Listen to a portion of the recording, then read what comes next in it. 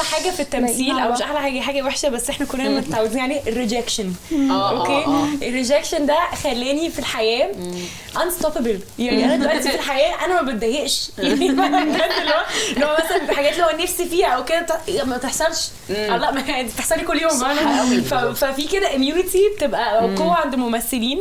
قصدك من الكاستنج ولا من انك ممكن تطلعي؟ لا يعني كده يعني من حاجات كتير، بس يوجي كمان من اوديشنز، لانه كلنا بنروح اوديشنز او كده ومعظم الوقت ما بتاخديش. يعني ده ستاتستيك حتى الاكبر ممثلين في العالم، يعني حتى مش هنا بس.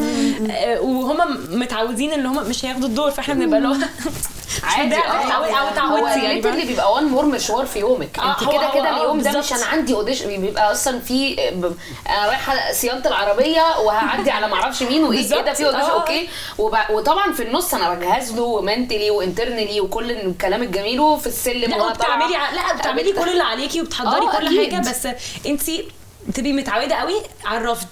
ففي الحياه عامه مالهاش علاقه بقى التمثيل. لما في حاجات ساعات بتترفضي مش بتحصل لك اللي هو يعني عادي يعني بتتضايقي بس وان مور اوديشن. انت عايزه ايه يعني؟